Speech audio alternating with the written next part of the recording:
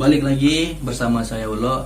Kali ini tim Puspe TV akan membawakan sebuah cerita yang dimana menurut saya itu wah, edan sih.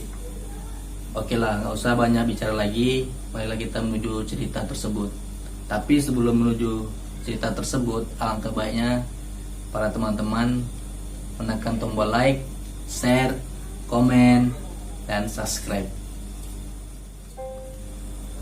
Suatu hari ada seorang pemuda yang bernama Andi. Andi ini dari anak pertama, anak tunggal dari kedua pasangan yang bernama Khairul dan Fitri. Andi ini berusia 16 tahun. Dia ini adalah seorang pengembala sapi di suatu daerah desa.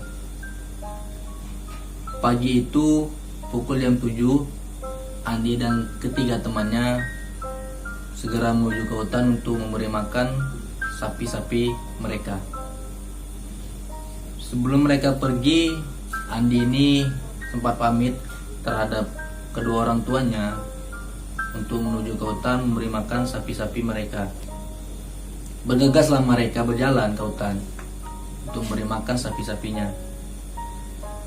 Beberapa lama kemudian sampailah mereka ke hutan tersebut, ke padang rumput, dan Andi dan teman-temannya pun bergegas mengikat sapi-sapi tersebut.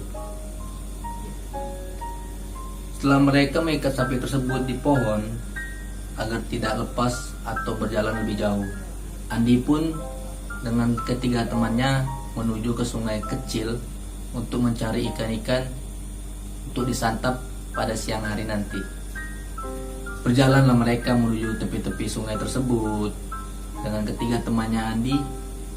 Setelah mereka berjalan agak lama, jumpalah perempatan sungai. Ada yang ke kiri, ke kanan, ada yang lurus. Andi pun memilih ke kiri dengan seorang diri, sedangkan dua temannya ada yang ke kanan dan satu temannya lagi ada yang lurus.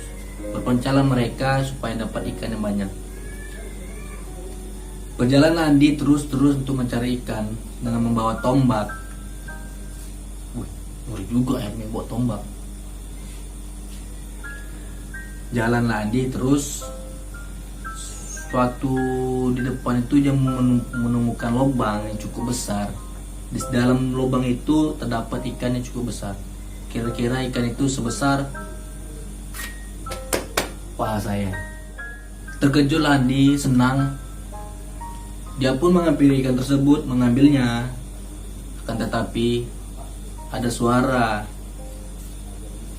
Suara tersebut pun,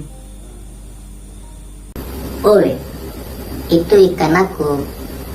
Kenapa kamu ambil?" terkejutlah Andi, kaget, panik. Suara siapa itu, dia pikir. Dia rasa cuma hanya ada dia dan ketiga temannya.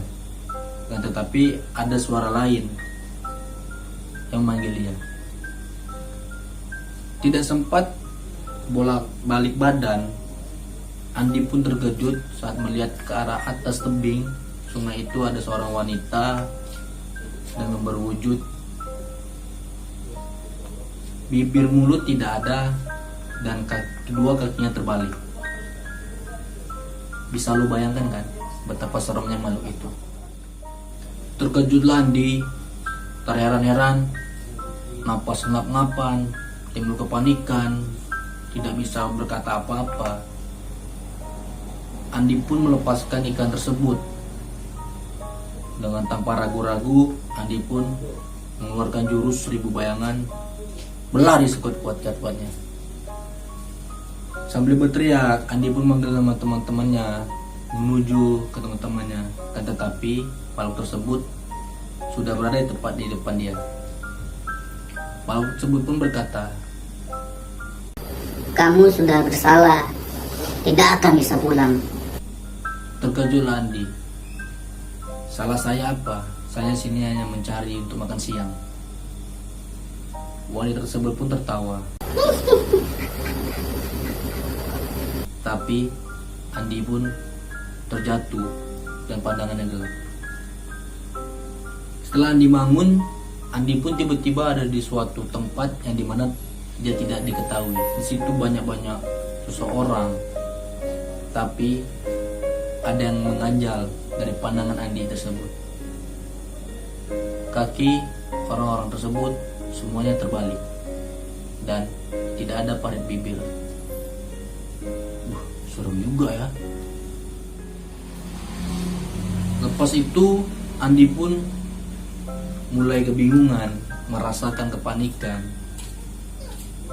Ada seorang gadis yang menawarkan dia sebuah minuman dan makanan, tetapi Andi berpikir, dia teringat suatu akan kata neneknya bahwa ada seorang di hutan jika menawarkan minuman dan makanan itu adalah makhluk bunian. Beberapa hari Andi hilang, warga pun mencari kedua orang tuanya, teman-temannya, bahkan sapinya pun tersebut ikut mencari. Sapinya ikut mencari, hebat juga ya. Seminggu kemudian Andi pun ditemukan di suatu tempat di goa.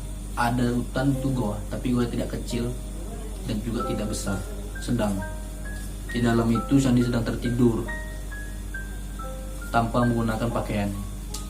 Kedua orang tua pun histeris menangis melihat kondisi Andi yang seperti orang gila.